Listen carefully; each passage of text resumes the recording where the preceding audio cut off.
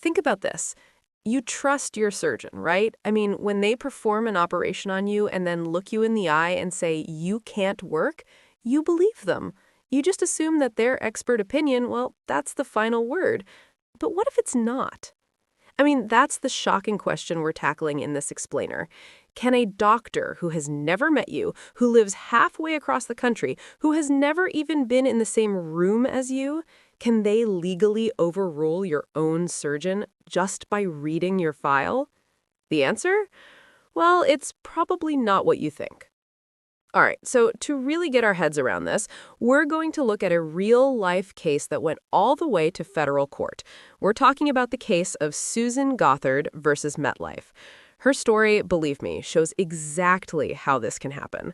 Okay, so let's start at the beginning. The most obvious part of any medical claim, what your own doctor says. You know, the person who actually treats you. We all just assume that's what counts the most. But what happens when that assumption gets totally flipped on its head? So, let's meet Susan Gothard. Here's her story, just the basic timeline.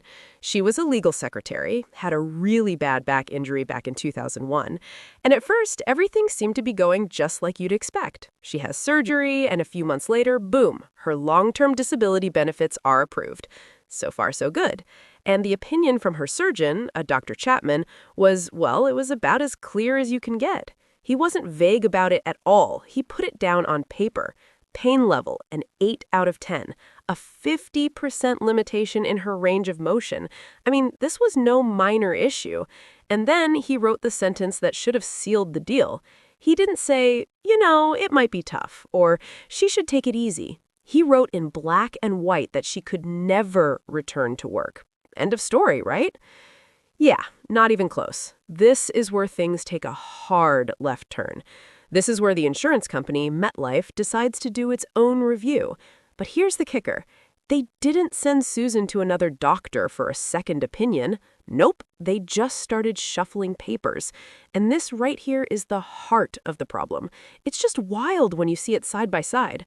On one side, you've got Dr. Chapman down in Texas, the guy who literally performed the surgery, who saw her in person. And on the other side, Dr. Hopkins up in Connecticut. We're calling her the invisible doctor because she never once laid eyes on Susan. She just read a stack of papers. So after looking at nothing but the paperwork, this doctor, thousands of miles away, comes to a completely different conclusion. She decided there was, and I'm quoting here, no objective support in the file to prove Susan couldn't do some kind of light sedentary work. So here's the bottom line. Who do you think MetLife listened to? Yep, they went with the invisible doctor in Connecticut. And just like that, based only on the paper review, they terminated Susan Gothard's benefits.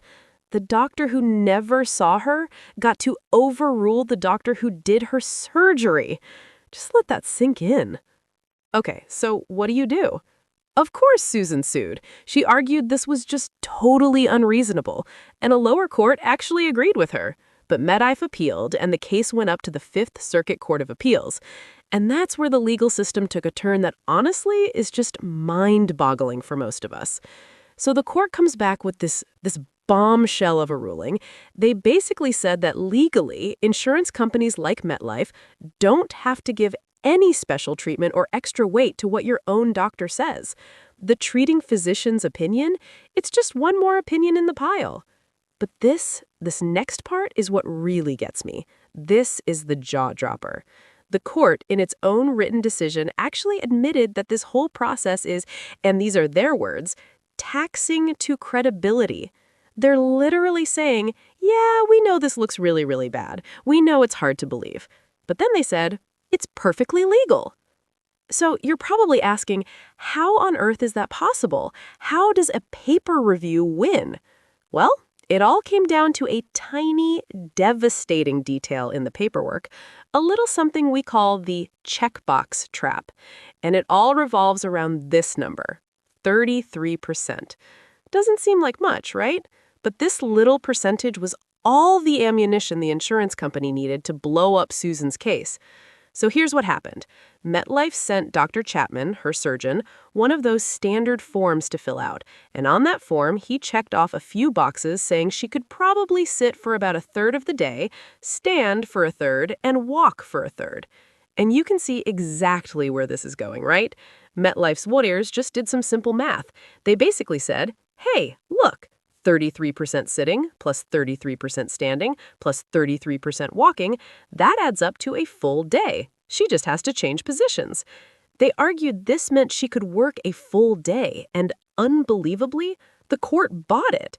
They decided that those little checkboxes created a contradiction with Dr. Chapman's big written conclusion that she could never work.